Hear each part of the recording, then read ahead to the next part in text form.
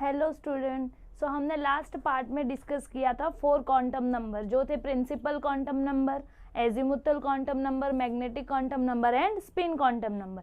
ये चारों का बारे में हम लोग ने ऑलरेडी लास्ट पार्ट में डिस्कस किया था। अभी हम वही चारों भी क्वांटम नंबर को यूज़ करके हम यहाँ पर ऑर्बिटल डिस्ट्रीब्यूशन देखने वाले हैं। हमने इंडिविजुअली हर एक के लिए स्टडी किया था प्रिंसिपल क्वांटम नंबर क्या होता है, वहाँ से हम क्या कैलकुलेट करेंगे साइज के बारे में। देन एजीमुथल क्वांटम नंबर से हमने देखा था शेप के बारे में। मैग्नेटिक क्वांटम नंबर से हमने बोला था ओरिएंटेशन के बारे में हमें समझ में आएगा, ओरिएंटेशन ऑफ ऑर्बिटल्स हम देखेंगे। और हमने स्टडी किया था स्पिन क्वांटम नंबर जहाँ से हमें स्पिन ऑफ इलेक्ट्रॉन के बारे में इंफॉर्मेशन मिल रहा था। अब यहाँ पर हम वो 4 क्वांटम नंबर का यूज़ करके ये टेबल सॉल्व करने वाले हैं। तो स्टार्ट करते हैं। सो यहाँ पर देखो फर्स्ट क्या गिवन है, तो हमने जो भी क्वांटम नंबर स्टडी किया था उसमें जो रूल्स डिस्कस किए थे, जो फॉर्मूलाज डिस्कस किया था, वही यहाँ पर हमें यूज़ करना है। तो फर्स्ट है के शेल। सिंबल क्या है अपने शेल का? के। तो हमें मालूम है जब हम के शेल की बात करते हैं तो वो शेल के लिए value of principal quantum number, और प्रिंसिपल क्वांटम नंबर को हम किससे रिप्रेजेंट करते हैं? स्मॉल एन से। तो सिंबल अगर अपना के है, मतलब अपना शेल का सिंबल है के, तो प्रिंसिपल क्वांटम नंबर का वैल्यू क्या रहेगा? n equals to 1। बिकॉज हमने देखा था प्रिंसिपल क्वांटम नंबर में जब n का वैल्यू 1 होता है तो वो शेल हम कौन सा बोलते हैं? उसको के शेल। तो यहाँ पर प्रिंसिपल क्वांटम नंबर की वैल्यू है 1। नेक्स्ट देखेंगे number of subshell. So number of subshell कितने रहेंगे? ये तो शेल के बारे में हो गया प्रिंसिपल क्वांटम नंबर से। शेल, सबशेल एंड ऑर्बिटल हमने देखा था ना, तो शेल के बाद सबशेल, तो नंबर ऑफ सबशेल कितने हो जाएंगे? तो हमने देखा था जितना वैल्यू ऑफ n रहेगा उतना ही नंबर ऑफ क्या रहेंगे? सबशेल रहेंगे। यस और नो?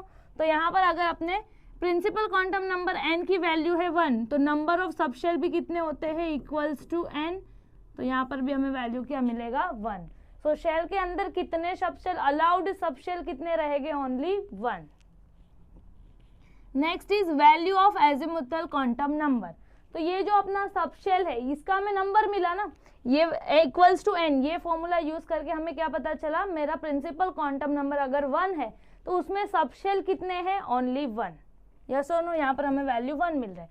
बट वो सबशेल की वैल्यू क्या रहेगी, तो वो हम कैसे कैलकुलेट करेंगे? तो उसके लिए हमने फॉर्मूला देखा था 0 to n-1 बराबर। तो ये फॉर्मूला यूज करके हम क्या कैलकुलेट करेंगे? Azimuthal quantum number.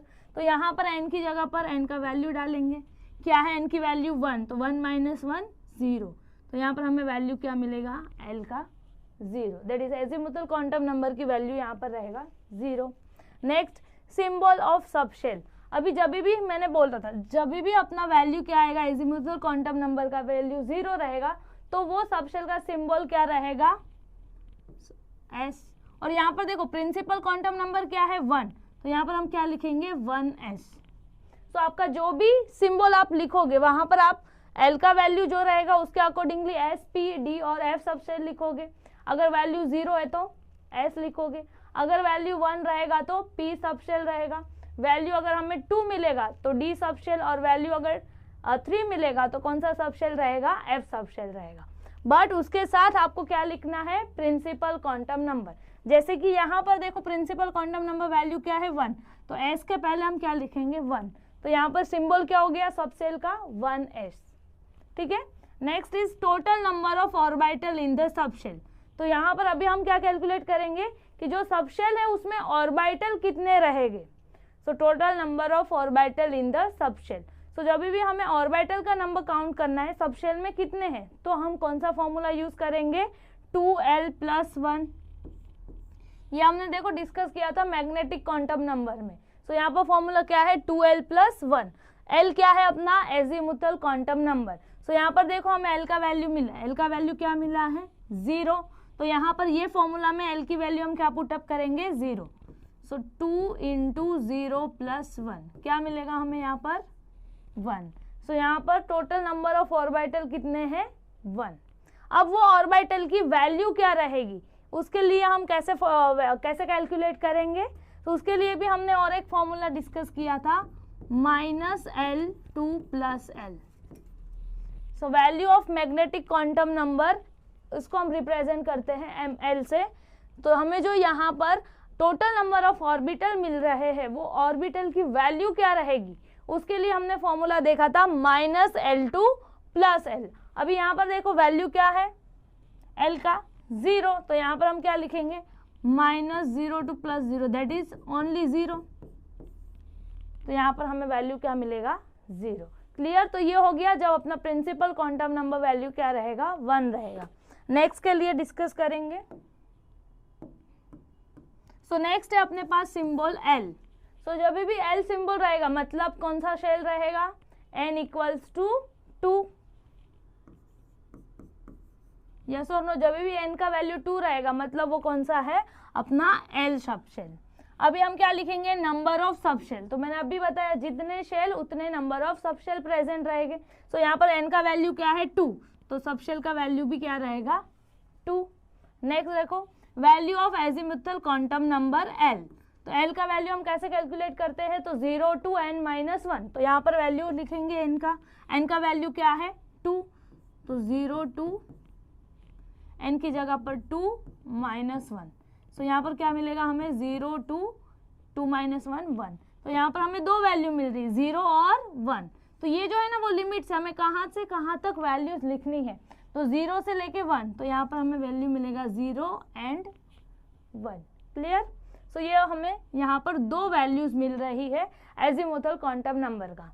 नेक्स्ट अभी हम क्या लिखेंगे सिंबल ऑफ सबशेल। अभी हमें यहाँ पर 0 भी मिल रहा है और 1 भी मिल रहा है। सो हमने क्या डिस्कस किया था, अगर वैल्यू अपना 0 रहेगा तो वो कौन सा सबशेल है S, और अगर वैल्यू 1 है तो वो कौन सा सबशेल रहेगा P सबशेल। अब हम उसके आगे क्या लिखेंगे प्रिंसिपल क्वांटम नंबर। तो S के आगे देखो प्रिंसिपल क्वांटम नंबर वैल्यू क्या है 2, तो यहाँ पर क्या आएगा 2। ये 1 भी किसके लिए मिल रहा है हमें, जिसका प्रिंसिपल क्वांटम नंबर वैल्यू क्या है 2। तो यहाँ पर भी हम क्या लिखेंगे 2p। क्लियर। तो ये हो गए symbol 2s and 2p। Next अभी हम लिखेंगे total number of orbital. So same formula 2l + 1। अभी यहाँ पर देखो हमें l का वैल्यू 2 मिल रहा है, एक 0 भी है एंड 1 भी है, तो हमें दोनों के लिए ये वैल्यूज कैलकुलेट करना पड़ेगा। तो फर्स्ट हम l की जगह पर 0 पुटअप करेंगे and then next time l = 1 लिखेंगे। So first l = 0।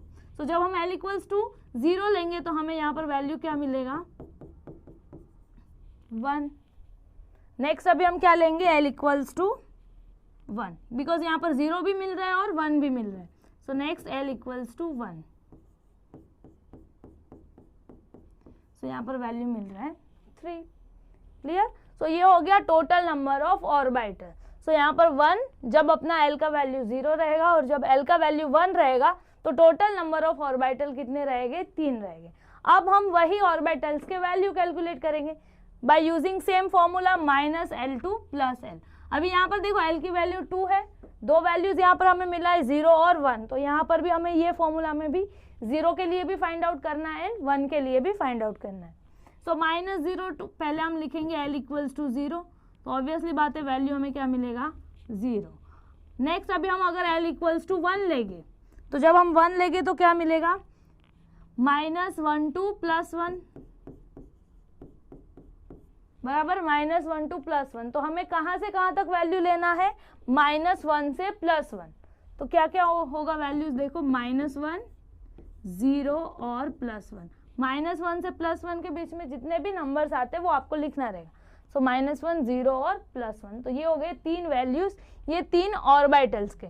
और जो यहाँ पर एक ऑर्बिटल है उसका वैल्यू हमें मिल रहा है 0, और यहाँ पर जो 3 ऑर्बिटल है वो तीनों ऑर्बिटल के वैल्यूज क्या है -1 0 एंड +1। सो ये हो गया अपना जब प्रिंसिपल क्वांटम नंबर वैल्यू 2 रहेगा। नेक्स्ट अभी हम डिस्कस करेंगे जब अपना सिंबल क्या है m। So next symbol is m। So shell का सिंबल अगर m है तो n की वैल्यू क्या रहेगा, प्रिंसिपल क्वांटम नंबर वैल्यू क्या रहेगा 3। सो n = यहाँ पर क्या मिलेगा हमें 3। सो नंबर ऑफ सबशेल कितना हो जाएगा, ऑब्वियसली बात है जितना n का वैल्यू है। सो यहाँ पर होगा 3। Next is azimuthal quantum number. So azimuthal quantum number की वैल्यू n की जगह पर अभी हम 3 लिखेंगे। सो 3 - 1 कितना हो जाएगा 2। तो 0 से लेके 2 तक हम वैल्यूज लिखेंगे। सो यहाँ पर हमें मिलेगा 0 1 एंड 2। बिकॉज देखो 0 से लेना है n-1, n का वैल्यू है 3, तो 3 - 1 2, 0 से लेके आप 2 तक वैल्यूज लिखोगे, सो 0 1 एंड 2। नेक्स्ट अभी हम क्या लिखेंगे, सिंबल लिखेंगे। सो 0 जब रहेगा हमारा एजिमुथल क्वांटम नंबर की वैल्यू, तो हम कौन सा सबशेल के लिए बात करते हैं, S। जब वैल्यू 1 रहेगा तो P, और जब वैल्यू 2 रहेगा तो कौन सा सबशेल का सिंबल रहेगा, D। नेक्स्ट अभी इसके आगे हम क्या लिखेंगे, प्रिंसिपल क्वांटम नंबर वैल्यू। तो यहाँ पर देखो प्रिंसिपल क्वांटम नंबर क्या है, 3, तो तीनों के भी आगे हमें क्या लिखना रहेगा, 3। तो यहाँ पर सिंबल क्या हो गया, 3s 3p and 3d। Clear. Next अभी हम क्या लिखेंगे, total number of orbital. Same formula 2l + 1। अभी यहाँ पर हमें l का वैल्यू लेना है, तो यहाँ पर देखो आप 3 l का वैल्यू पॉसिबल है, एक है 0, एक है 1 और एक है 2। तो हमें ये तीनों भी l के वैल्यूज के लिए ऑर्बिटल्स का नंबर कैलकुलेट करना है। तो फर्स्ट हम लेंगे l = 0। सो जब l = 0 है तो हम यहाँ पर सॉल्व करेंगे, तो वैल्यू हमें क्या मिलेगा, इसका 1। नेक्स्ट अगर l का वैल्यू हम 1 लेते हैं, तो ये फॉर्मूला में l का वैल्यू आप पुटअप करो 1, तो 2 × 1 + 1, l की जगह पर हम 1 लिखेंगे, तो 2 × 1 + 1 क्या हो जाएगा, 3। तो हमें यहाँ पर वैल्यू मिलेगा 3। नेक्स्ट 0 के लिए हो गया, 1 के लिए हो गया। नेक्स्ट अभी हम l = 2 के लिए फाइंड आउट करेंगे। तो जब l = 2 रहेगा तो वैल्यू क्या मिलेगा, तो l की जगह पर 2 लिखो, 2 × 2 + 1 क्या हो जाएगा, 5। तो यहाँ पर हमें वैल्यू मिलेगा 5। इसका मतलब क्या है, जब अपना वैल्यू 0 है मतलब वो S सबशेल है और उसमें ऑर्बिटल कितने हैं, 1। P के लिए कितने ऑर्बिटल है, 3, और D के लिए कितने ऑर्बिटल है, 5 ऑर्बिटल है। अब हम वही ऑर्बिटल्स की वैल्यूज कैलकुलेट करेंगे, -L2 + L। तो यहाँ पर L की जगह पर वैल्यूज लिखो 0 1 एंड 2। तो हमें तीनों भी वैल्यूज के लिए तीनों भी वैल्यूज के लिए हमें क्या करना पड़ेगा, वैल्यू ऑफ ऑर्बिटल कैलकुलेट करना पड़ेगा। तो फर्स्ट हम 0 के लिए, फिर 1 के लिए और 2 के लिए कैलकुलेट करेंगे। तो जब हम 0 लेंगे वैल्यू, तो यहाँ पर -02 + 0 दैट इज 0। नेक्स्ट L की वैल्यू क्या है, 1। सो जब हम L की वैल्यू 1 लेंगे तो यहाँ पर हमें वैल्यू क्या मिलेगा, देखो -1 2 + 1, बिकॉज L की जगह पर हम 1 लिखेंगे। तो यहाँ पर वैल्यू कहाँ से स्टार्ट हो रही है, -1, कहाँ तक लिखेंगे, +1 तक। तो यहाँ पर हमें वैल्यू मिलेगा -1 0 एंड +1। क्लियर। नेक्स्ट अभी L = 2 के लिए लिखेंगे। सो जब L का वैल्यू 2 रहेगा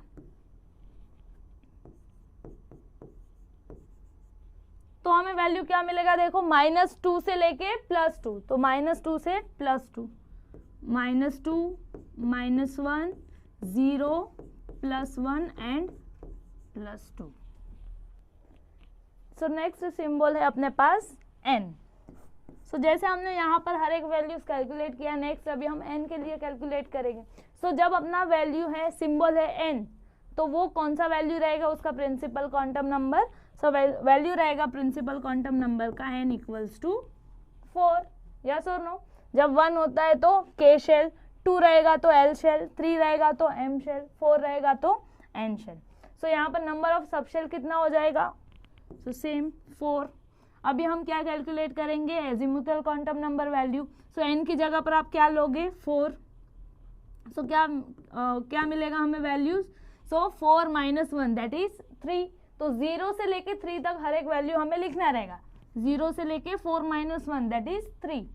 तो यहाँ पर हमें वैल्यू मिल रहा है 0 1 2 एंड 3, बराबर। तो अभी हम ये सारी एजिमुथल क्वांटम नंबर वैल्यूज के लिए क्या लिखेंगे, उनका सिंबल। सो जब वैल्यू 0 है तो कौन सा सिंबल हम लिखते हैं, S। जब वैल्यू 1 है तो P, अगर 2 रहेगा तो D और 3 रहेगा तो F, बराबर। तो ये हो गए सिंबल। अभी इसके आगे हम उसका क्या लिख देंगे, प्रिंसिपल क्वांटम नंबर वैल्यू। सो क्या है वैल्यू, 4। तो यहाँ पर आप लिख दोगे 4 4, तो ये हो गया 4s 4p 4d and 4f। Clear. So next अभी हम क्या लिखेंगे, total number of orbital.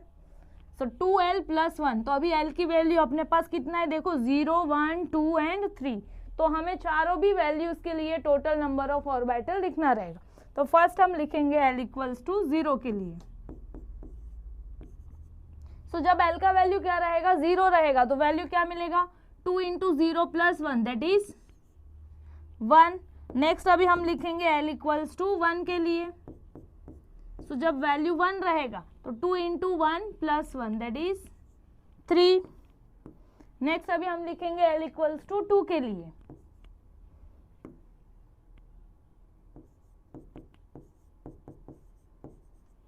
So यहाँ पर हम l की जगह पर 2 लिखेंगे, 2 × 2 + 1, तो क्या हो जाएगा वैल्यू 5। नेक्स्ट हम लिखेंगे l = 3 के लिए, बिकॉज यहाँ पर हमें l = 3 तक लिखना है। तो यहाँ पर क्या होगा 2 × 3 + 1 दैट इज 7। क्लियर? तो ये मिल गया हमें टोटल नंबर ऑफ ऑर्बिटल्स। अब हम इसका ही क्या लिखेंगे वैल्यूज लिखेंगे। So same formula -L2 + L use करेंगे वैल्यू कैलकुलेट करने के लिए। तो 1 के लिए 3 5 और 7, तो इसका मतलब क्या है अपने पास जब 4s रहेगा तो उसमें एक ऑर्बिटल रहेगा, 4p के लिए 3 ऑर्बिटल रहेंगे, 4d 5 ओरिएंटेशन मिलेगा, 4f के लिए कितने ओरिएंटेशन मिलेगा हमें टोटल 7 ओरिएंटेशन मिलेगा। नेक्स्ट अभी हम उसी की वैल्यूज लिखेंगे। सो फर्स्ट हम लिखेंगे l = 0 के लिए। सो जब l = 0 होगा तो -0 to +0 दैट इज 0। जब l = हम क्या लेंगे 1, देखो यहाँ पर l = क्या है 1, तो -1 से +1 हो जाएगा। सो -1 0 एंड +1। नेक्स्ट हम अभी l = 2 के लिए लिखेंगे, तो -2 to +2, सो -2 -1 0 +1 एंड +2। नेक्स्ट अभी हम l = 3 के लिए लिखेंगे। तो यहाँ पर क्या हो जाएगा -3 to +3, तो -3 से +3 के बीच में जितने भी नंबर्स आते हैं वो सारे लिखने रहेंगे। सो -3 -2 -1 0 +1 +2 एंड +3। क्लियर? तो ये हो गया हमने 4 शेल के लिए पूरे सारे क्वांटम नंबर वैल्यूज कैलकुलेट किए। मतलब हमने सब शेल कितने रहेंगे, उसकी वैल्यूज क्या रहेगी, ऑर्बिटल्स के नंबर और उनकी वैल्यूज यहाँ पर कैलकुलेट किए है। इजी है, सिर्फ हमें फॉर्मूला मालूम होना चाहिए तो हम इजीली कैलकुलेट कर सकते हैं। सो इसका स्क्रीनशॉट ले लो। सो नेक्स्ट अभी हम डिस्कस करेंगे एनर्जी के बारे में। सो अभी हमने देखा कि ऑर्बिटल्स कितने रहेंगे, s orbital, p orbital, d orbital और f ऑर्बिटल, उनके ओरिएंटेशन भी हम लोग ने स्टडी किया। नेक्स्ट अभी वो उनके शेप के बारे में हम डिस्कस करने वाले हैं एंड एनर्जी के बारे में डिस्कस करने वाले।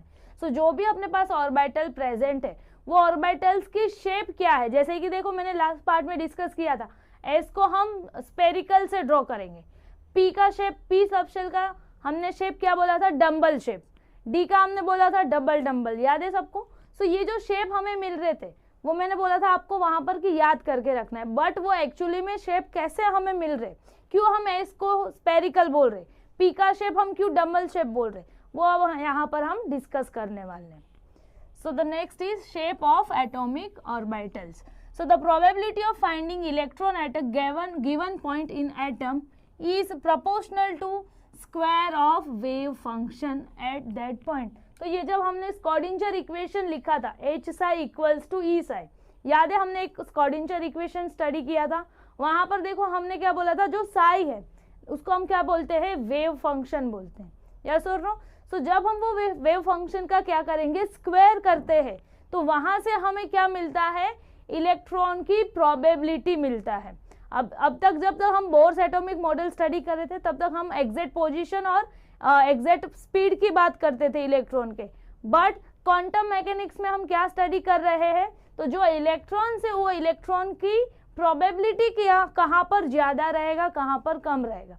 मतलब क्या बोल सकते हैं हम, जो एटम है वो एटम में इलेक्ट्रॉन की प्रोबेबिलिटी कहाँ है वो अभी हम फाइंड आउट करने वाले हैं। और वो प्रोबेबिलिटी हम कैसे फाइंड आउट कर सकते हैं, तो साई स्क्वायर से। सो साई स्क्वायर से हम क्या फाइंड आउट करते हैं, probability of finding electron. So according to Max Born, psi square at a point in an atom is a probability density of electron at that point.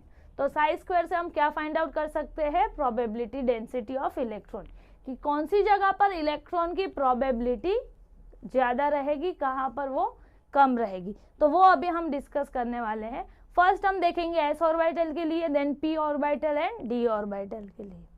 सो ये हो गया फॉर्मूला साई स्क्वायर, जहाँ से हम probability of finding electron study कर सकते हैं. So first हम डिस्कस करेंगे अपना 1s एंड 2s ऑर्बिटल के लिए. सो हमें मालूम है, मैंने क्या बोला था, s ऑर्बिटल जो है वो स्पेरिकल रहेगा. वो कैसे रहेगा वो हम यहाँ पर देखेंगे. तो फर्स्ट यहाँ पर मैंने ड्रॉ किया है प्रोबेबिलिटी डेंसिटी प्लॉट. मतलब क्या कि हमने देखा है कि इलेक्ट्रॉन की प्रोबेबिलिटी कहाँ पर ज़्यादा है, उस अकॉर्डिंगली हमने यहाँ पर ग्राफ ड्रॉ किया. तो हमने 1s के लिए भी ड्रॉ किया है और ये है मेरा 2s ऑर्बिटल के लिए. सो आप देखोगे 1s और 2s ऑर्बिटल का प्रोबेबिलिटी डेंसिटी प्लॉट, तो यहाँ पर देखो हमें क्लाउड की तरह दिख रहा है. और अगर हम 1s ऑर्बिटल का देखेंगे डायग्राम, तो 1s ऑर्बिटल में ये जो डॉट डॉट दिख रहे हैं वो सेंटर में डेंस है. दिख रहा है सबको, सेंटर में जो प्रोबेबिलिटी है वो डेंस है. मतलब क्या, हम क्या बोलेंगे, सेंटर में इलेक्ट्रॉन के पाए जाने की प्रोबेबिलिटी ज़्यादा है. यहाँ पर देखो 1s ऑर्बिटल में सेंटर में जो डॉट आपको दिख रहे हैं वो क्या है, डेंस है, मतलब बहुत ज़्यादा दिख रहे. इसका मतलब क्या है कि सेंटर में इलेक्ट्रॉन की पाए जाने की प्रोबेबिलिटी ज़्यादा है. क्लियर. सो यहाँ पर हमें वही समझ में आ रहा है कि इलेक्ट्रॉन की प्रोबेबिलिटी सेंटर में ज़्यादा है. और जैसे जैसे आप बाउंड्री की तरफ जाओगे, ये जो बाउंड्री आपको दिख रहा है, जैसे जैसे आप बाउंड्री की तरफ जा रहे हो तो वो देखो प्रोबेबिलिटी कम होते जा रही है. जो पार्टिकल है वो कम कम होते जा रहे हैं. उसका मतलब क्या कि वहाँ पर प्रोबेबिलिटी ऑफ फाइंडिंग इलेक्ट्रॉन भी क्या हो रहा है, कम हो रहा है. तो हम क्या बोल सकते हैं कि ऑर्बिटल्स में 1s ऑर्बिटल में इलेक्ट्रॉन की पाए जाने की प्रोबेबिलिटी कहाँ पर ज़्यादा है, सेंटर में. और जैसे जैसे हम बाउंड्री की तरफ जाएंगे वहाँ पर प्रोबेबिलिटी क्या हो रही है, कम होती जा रही है. सो यहाँ पर 1s ऑर्बिटल के लिए हम क्या लिखेंगे, so probability of finding electron at centre is dense. Clear. और जैसे जैसे हम बाउंड्री की तरफ मूव होगे तो वो प्रोबेबिलिटी जो है वो कम कम होते जाएगी. और अगर आप 2s ऑर्बिटल के लिए प्रोबेबिलिटी डेंसिटी डायग्राम देखोगे तो वहाँ पर भी देखो हमें क्या मिल रहा है, सेंटर में जो है वो डेंस पार्टिकल है, मतलब डॉट डॉट जो है वो बहुत ज़्यादा है. उसका मतलब क्या बोलेंगे हम, जैसे हमने 1s ऑर्बिटल में डिस्कस किया, तो 2s में भी हम क्या बोलेंगे कि इलेक्ट्रॉन की पाए जाने की प्रोबेबिलिटी सेंटर में ज़्यादा है. सो सेम 1s में भी वैसे ही था, सेंटर में प्रोबेबिलिटी ऑफ फाइंडिंग इलेक्ट्रॉन ज़्यादा था. सेम फॉर 2s ऑल्सो, कि 2s ऑर्बिटल में भी हमें क्या मिल रहा है, सेंटर में इलेक्ट्रॉन की प्रोबेबिलिटी सबसे ज़्यादा है. बट जब आप सेंटर के बाद एक देखोगे, ये पोर्शन, ये वाला पोर्शन जो है, ये दो सर्कल जो मैंने पिंक ड्रॉ किए, उसके अंदर वाला जो पोर्शन अगर आप देखोगे तो वहां पर बहुत ही कम है. देखो पार्टिकल ही नहीं दिख रहे आपको. उसका मतलब क्या है, सेंटर के बाद एक ऐसा रीजन आ रहा है जहां पर इलेक्ट्रॉन के पाए जाने की प्रोबेबिलिटी ना के बराबर है, निग्लिजिबल है. बिकॉज वहां पर देखो है ही नहीं पार्टिकल्स, पूरा व्हाइट पोर्शन ही हमें दिख रहा है. उसका मतलब क्या है, सेंटर में इलेक्ट्रॉन के पाए जाने की प्रोबेबिलिटी सबसे ज्यादा है. बट वो सेंटर के बाद एक ऐसा रीजन है जहां पर हमें इलेक्ट्रॉन बिल्कुल भी नहीं मिल रहा है, और वो रीजन को हम बोलते हैं नोड.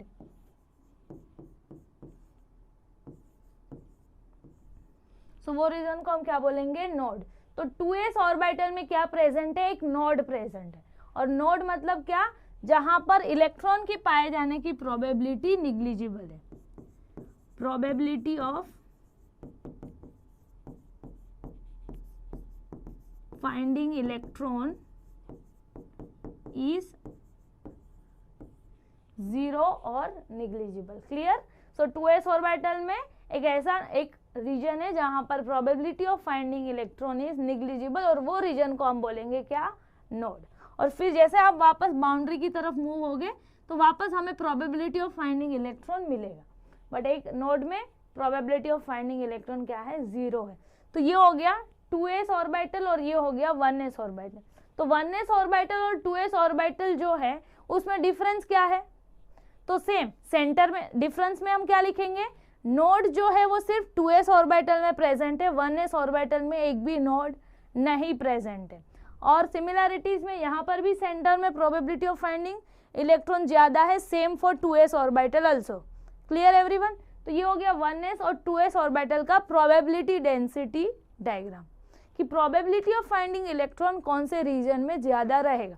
तो दोनों में भी सेंटर में ज्यादा रहेगा और जैसे जैसे हम बाउंड्री की तरफ मूव हो गए तो प्रोबेबिलिटी ऑफ फाइंडिंग इलेक्ट्रॉन क्या होते जाएगा, कम कम होते जाएगा। क्लियर। तो ये हो गया प्रोबेबिलिटी डेंसिटी डायग्राम। नेक्स्ट अभी हम डिस्कस करेंगे शेप के बारे में कि क्यों यहाँ पर हमें स्पेरिकल शेप मिल रहा है 1s और 2s ऑर्बिटल के लिए।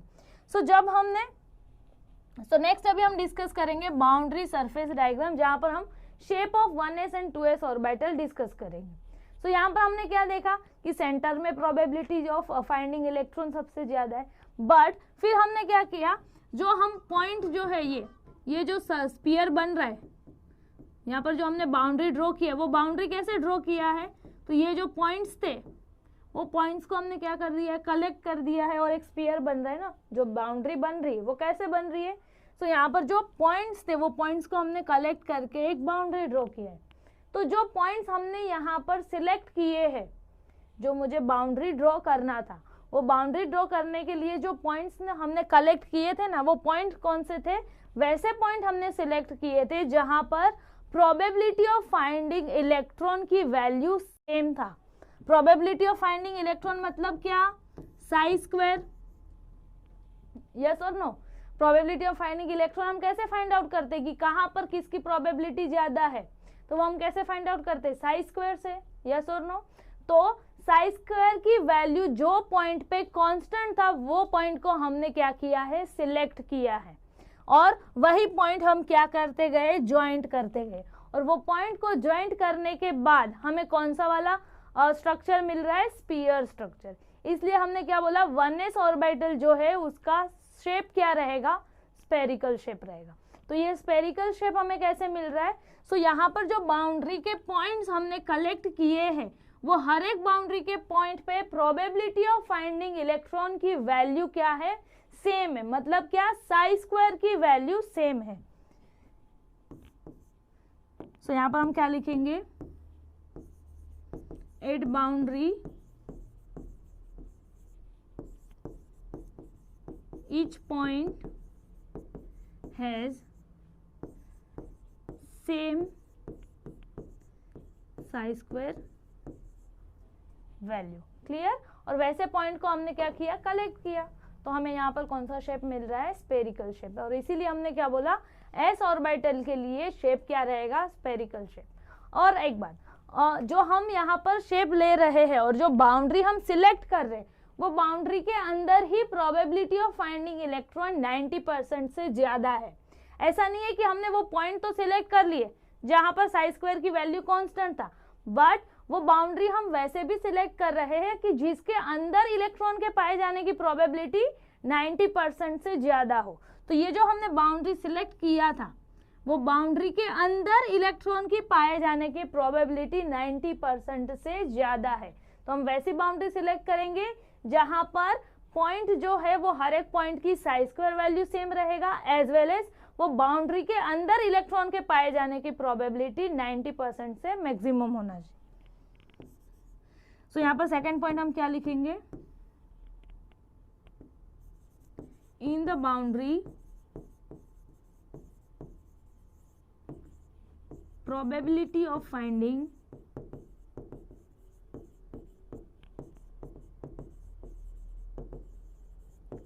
इलेक्ट्रॉन इज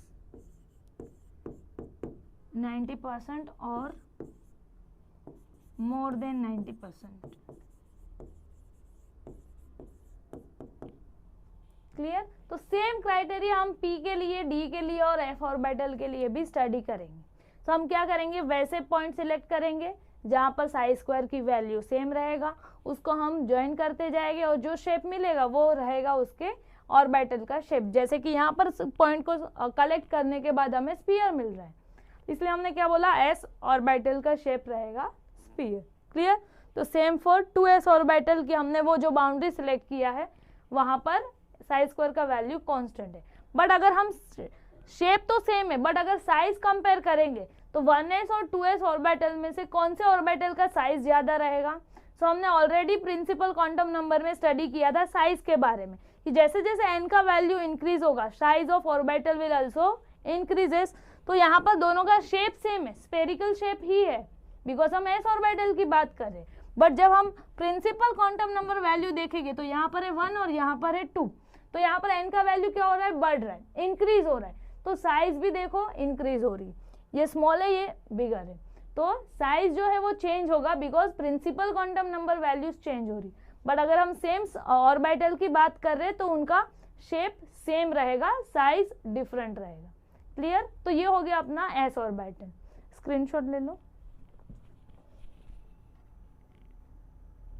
सो नेक्स्ट अभी हम डिस्कस करेंगे p orbital.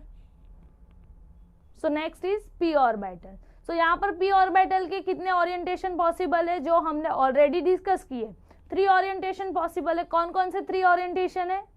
So along px, py and pz। मतलब क्या, यहाँ पर हम x एक्सिस के थ्रू भी ड्रॉ करते हैं, y एक्सिस के थ्रू एंड z एक्सिस के थ्रू। तो p ऑर्बिटल के लिए 3 ओरिएंटेशन पॉसिबल है। तो यहाँ पर भी हम जो शेप की बात करते हैं तो हमें मालूम है p ऑर्बिटल का शेप है डम्बल शेप।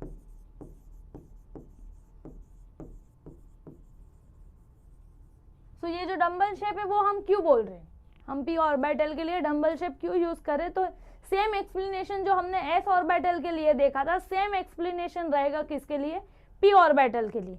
तो यहाँ पर भी हम क्या बोलेंगे, हमने जो बाउंड्री ड्रॉ किया है, सपोज ये मेरा है px बराबर, ये हो गया मेरा px ऑर्बिटल। तो यहाँ पर जो ये हम बाउंड्री सिलेक्ट कर रहे हैं, ये जो मेरा बाउंड्री है वो बाउंड्री हम कैसे सिलेक्ट करेंगे? तो यहाँ पर क्या है, हर एक में पॉइंट है, वही पॉइंट को हमने क्या किया है, कलेक्ट किया है। तो ये हर एक पॉइंट पे साइज स्क्वायर का वैल्यू क्या रहेगा, सेम रहेगा, बिकॉज हम वैसे ही पॉइंट को कलेक्ट करने वाले हैं जहाँ पर wave square of wave function value क्या है, सेम है। एज वेल एज यहाँ पर भी क्या प्रेजेंट है, जो सेंटर है दैट इज न्यूक्लियस जो है यहाँ पर प्रेजेंट है नोड। तो जब हम p ऑर्बिटल की बात करेंगे तो सेंटर में क्या प्रेजेंट है, नोड प्रेजेंट है। अब नोड का मीनिंग मैंने 1s ऑर्बिटल 2s ऑर्बिटल के लिए था तभी डिस्कस किया था। नोड का मतलब क्या है, जहां पर प्रोबेबिलिटी ऑफ फाइंडिंग इलेक्ट्रॉन क्या है, 0 है। तो यहाँ पर भी जो सेंटर है ये सेंटर पे क्या प्रेजेंट है, एक नोड प्रेजेंट है, मतलब probability of finding electron at the centre क्या है, यहाँ पर 0 है।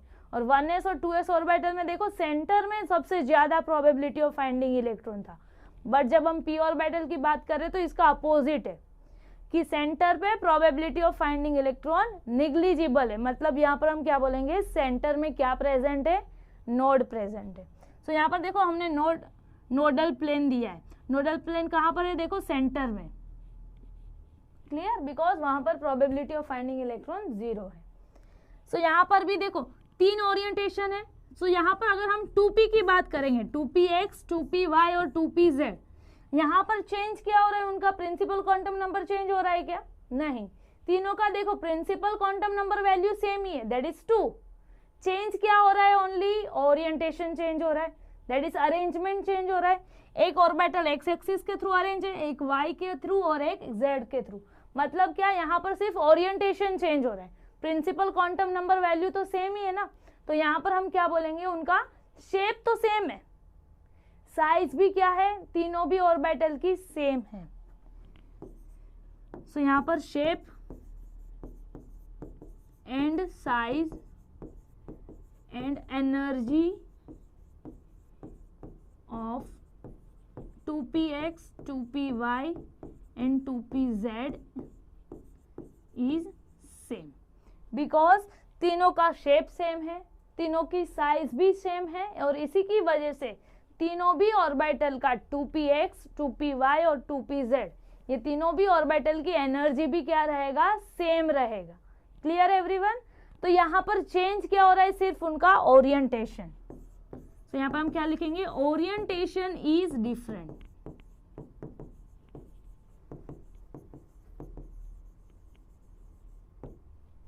क्लियर। और यहाँ पर स्ट्रक्चर में हमें क्या दिख रहा है, सेंटर जहां पर नोड प्रेजेंट है और उनके अलावा दो क्या प्रेजेंट है, लोब प्रेजेंट है, और इसीलिए ये शेप को हम क्या बोलते हैं, dumbbell shape. Clear. So at centre one node is present and it contain two lobe, एक ये साइड और एक ये साइड। तो ये हो गया पी ऑर्बिटल का शेप। क्लियर। सेम एक्सप्लेनेशन जो हमने एस ऑर्बिटल में डिस्कस किया। ये तीनों भी देखो 2p 2x 2py 2pz principal quantum number value same था, इसीलिए यहाँ पर हमने एनर्जी सेम बोला। बट आप अगर 2px और 3px को कंपेयर करोगे, 2px है अपने पास और एक है 3px ऑर्बिटल, सो ये दोनों ऑर्बिटल का अगर एनर्जी कंपेयर करोगे तो एनर्जी क्या रहेगा, चेंज रहेगा। शेप तो सेम ही रहेगा, डम्बल शेप ही रहेगा, बिकॉज हम p की ही बात कर रहे हैं। साइज भी डिफरेंट रहेगा, बिकॉज जैसे जैसे प्रिंसिपल क्वांटम नंबर वैल्यू बढ़ेगा साइज क्या होते जाएगा, इंक्रीज होते जाएगा, और इसी की वजह से एनर्जी भी क्या होते जाएगा, इंक्रीज होते जाएगा।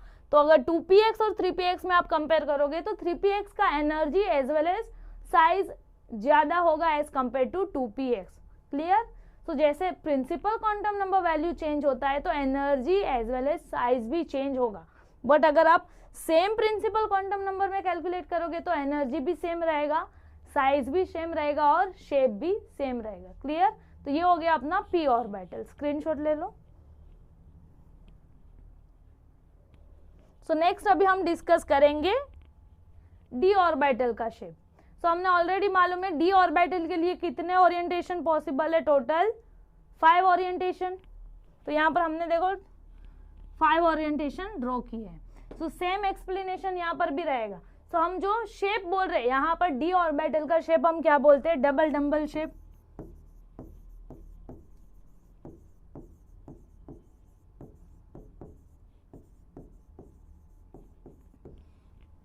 बराबर। सो ये शेप हमें कैसे मिल रहा है, सो यहाँ पर भी सेम हमने वैसे पॉइंट सिलेक्ट किया है जहां पर साई स्क्वायर का वैल्यू क्या है, सेम है, या हम बोलेंगे कांस्टेंट है। क्लियर। तो वैसे पॉइंट को हम जब ज्वाइन कर रहे हैं उसके बाद जो शेप मिल रहा है that is double dumbbell shape, और इसीलिए हम क्या बोल रहे हैं, डी ऑर्बिटल का शेप क्या है, डबल डम्बल शेप। और यहाँ पर भी सेम एक्सप्लेनेशन कि बाउंड्री के अंदर का जो है रीजन है वहां पर प्रोबेबिलिटी ऑफ फाइंडिंग इलेक्ट्रॉन 90% से ज्यादा है। तो हम बाउंड्री वैसी सिलेक्ट करेंगे जहां पर पॉइंट की साई स्क्वायर वैल्यू कांस्टेंट हो, एज वेल एज उनके अंदर वो रीजन में probability of finding electron greater than 90% होना चाहिए। सो यहाँ पर भी probability of finding electron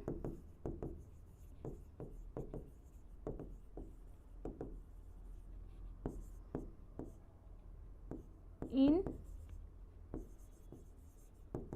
region is more than 90%. Clear. So यहाँ पर भी देखो 5 डिफरेंट ओरिएंटेशन पॉसिबल है, पांचों का भी शेप क्या है, सेम है, साइज क्या है, सेम है, चेंज क्या होगा, सिर्फ उनका ओरिएंटेशन चेंज होगा। एनर्जी भी क्या रहेगा, 5 ऑर्बिटल का सेम रहेगा। So energy of orbital is same. Clear. So जब आप पांचों भी ऑर्बिटल का एनर्जी कंपेयर करोगे तो हमें सेम मिलेगा, साइज भी क्या रहेगा, पांचों भी ऑर्बिटल का सेम रहेगा। अगर आप 3D और 4D ऑर्बिटल को कंपेयर करोगे तो चेंज होगा, because principal quantum number value change हो रहा है। बट यहाँ पर जो 5 ऑर्बिटल है उनका प्रिंसिपल क्वांटम नंबर वैल्यू अगर सेम है तो हम क्या बोलेंगे, शेप भी सेम है, एनर्जी भी सेम है। क्लियर। तो ये हो गया अपना डी ऑर्बिटल। स्क्रीनशॉट ले लो। Thank you everyone. अगर आपको ये वीडियो इंटरेस्टिंग लगा तो please do like, share and comment on our channel.